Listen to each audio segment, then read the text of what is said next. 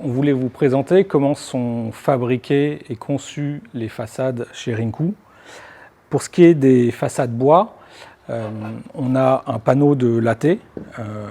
Donc c'est un panneau qui a un cœur en peuplier, donc qui est un bois massif, qui fait, on va dire, les 3/4 de l'épaisseur. L'avantage du peuplier, c'est qu'il est assez rigide, mais qui reste relativement léger. Donc ça fait des façades qui ne sont pas trop lourdes et qui ne forcent pas trop sur les quincailleries. Ce cœur en peuplier, il est pris en sandwich entre soit deux feuilles de peuplier qui sont avec le fil perpendiculaire, soit deux feuilles de médium. L'intérêt, c'est que ça va donner une très bonne stabilité dimensionnelle, car, comme vous le savez peut-être, le bois, en fonction de la température et de l'hydrométrie, va avoir tendance à se dilater et à bouger et à tuiler.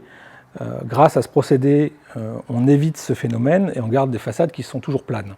Ensuite, on a une feuille de plaquage donc, qui fait un peu moins d'1 millimètre d'épaisseur, d'une essence fine. Donc ici, on a du chêne. Chez Rinku, on propose 3 essences, le frêne, le chêne et le noyer. Sachant que le chêne, on vous donne la possibilité de le teinter.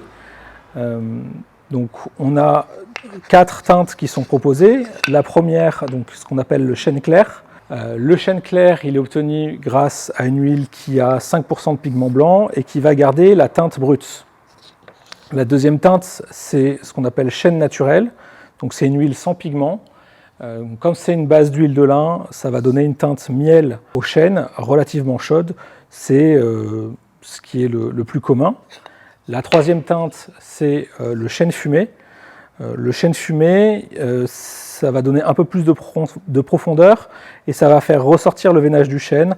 Ça donne un côté un peu plus rustique et ancien au chêne. Et la dernière, le chêne chocolat, c'est une bonne alternative au noyer. Ça permet d'avoir une teinte sombre et ça permet aussi de garder un veinage relativement sobre, là où le noyer a un veinage prononcé. Ça, ce sont pour les teintes. Comme vous le voyez ici, on a un champ qui est plaqué.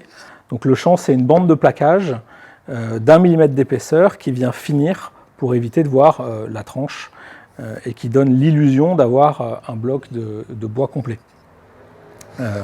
Le champ, il est appliqué sur les 4 côtés pour la gamme Copenhague. Sur les autres gammes, par exemple pour la gamme Londres, on va l'appliquer sur 3 côtés et ensuite on a une épaisse baguette de massif qui vient être mise au bout et qui va faire office de poignée sur le dessus de la façade.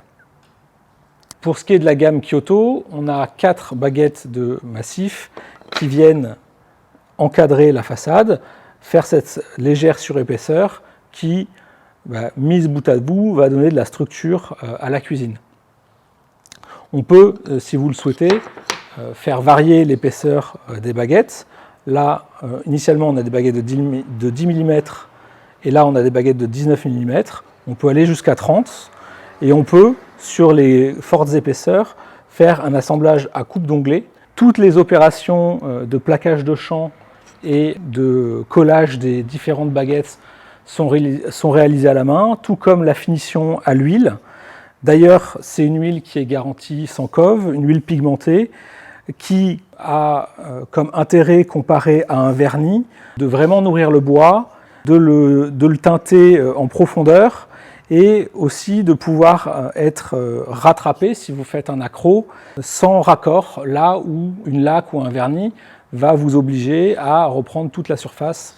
Donc en termes de durabilité, c'est intéressant. La seule opération qui n'est pas réalisée à la main, c'est la découpe des panneaux.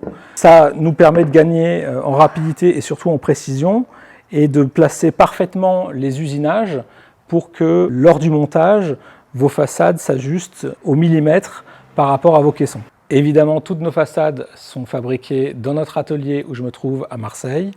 Voilà, j'espère que vous en savez un peu plus sur comment nous concevons vos façades de cuisine et comment nous les fabriquons. Si vous avez des questions ou vous souhaitez nous consulter pour un projet, n'hésitez pas à passer par le formulaire de contact du site ou à faire une demande de rendez-vous sur la page dédiée.